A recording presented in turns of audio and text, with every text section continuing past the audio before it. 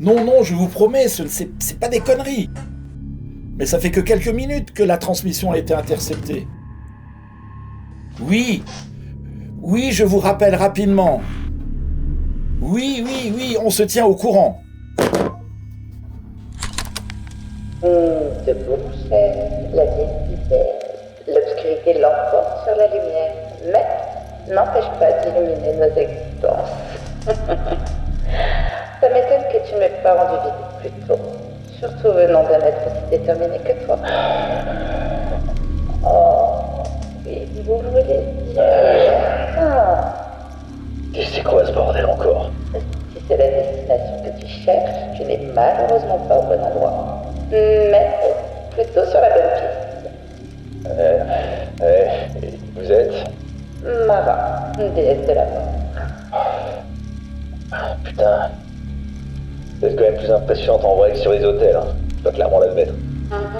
Bon, je suppose que je suis dans une illusion, c'est ça? Et calme, rien de ce qui t'entoure n'est une illusion. Il va falloir que tu te mettes ça dans la tête, mon cher. Et je ne crée pas de vulgaire contrefaçon. Ah bon, tiens, encore une autre nouvelle. C'est une sorte de réalité alternative, c'est ça? Décidément, les humains ne sont pas plus futés que les crânes. Des immondes créatures sournoises et d'une laideur.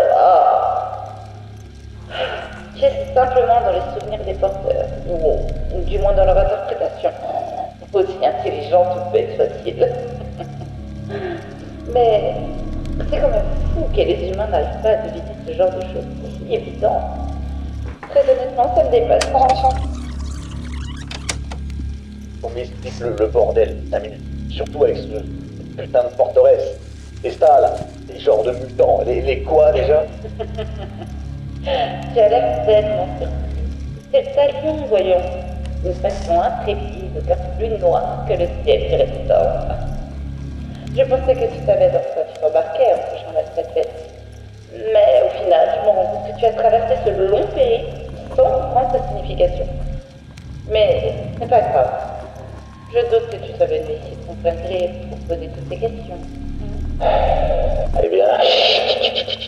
Ne dis rien, je sais ce que tu ressens. La colère te dévore, le chagrin t'envahit et la détresse te font faire des choses irrationnelles. Que c'est touchant. Un peu trop même à mon goût. Ouais, il est hors de question que je lâche l'affaire, vous comprenez? Il est hors de question que je prenne aucune initiative pour reconstruire ce que j'ai perdu. Vous comprenez ça? Oh, quel vulgaire discours ennuyeux. Je n'imagine même pas à quel point la vie doit être aussi vide à l'extérieur. Oh. Mais ça me dévore l'esprit. Encore et encore. Bordel. Bonté divine. J'ai toujours trouvé l'humain fascinant en soi. Ce don inné pour se créer des problèmes, ou bien leur fâcheuse manière à se manipuler entre eux pour arriver à leur fin. Mais c'est plutôt comique à vrai dire. Et toi, jeune rebelle intrépide, au cœur sanglant, que me vaut ta belle visite dans ma demeure? Ne me dis pas que tu es ce genre d'aventurier ignorant. Demander des souhaits, la vie éternelle, ou bien genre de désir sordide et sans intérêt, pour les trésors et les autres objets de valeur. J'espère que la raison de ta présence est bien plus que légitime. Eh bien... Non, je ne peux pas te faire sortir d'ici. Du moins si, mais le prix risque d'être très élevé. À vrai dire, je cherche plutôt quelqu'un. Tiens donc, un être aussi courageux et sans pitié que toi, à la recherche de quelqu'un. L'humain ne fait jamais sa part de cœur, ni par fraternité, peut-être. Oh, de l'amour. Décidément, tu me fascines. Risquer de perdre son âme à jamais pour une vulgaire femme sans véritable valeur. Quoi? Attendez. J'ai tapé dans le mille. Non, sérieux, jouez pas avec ça. C'est avant qu'il fallait faire quelque chose, mon cher. Pas après avoir disparu dans les ténèbres sans fin. J'espère tout de même que tu es au courant qu'il n'y a aucune échappatoire. Je me fous de revenir dans le monde réel. Je pense qu'on va bien s'amuser tous les deux. Je veux bien t'aider à trouver ta demoiselle, mon cher. Mais tu te doutes que mes services sont pas pris. Ah oui, et ce prix en question, s'il n'y a pas l'embrouille dans le projet, hein, bien sûr. Ethan, quand une déesse propose ses services, c'est toujours pour arriver à ses fins.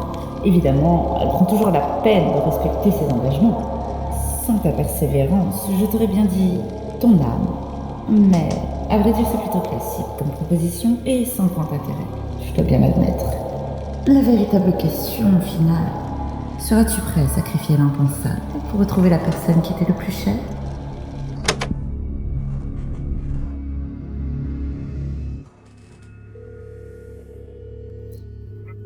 Oui, Nate. C'est Marc. Je crois qu'on a un problème.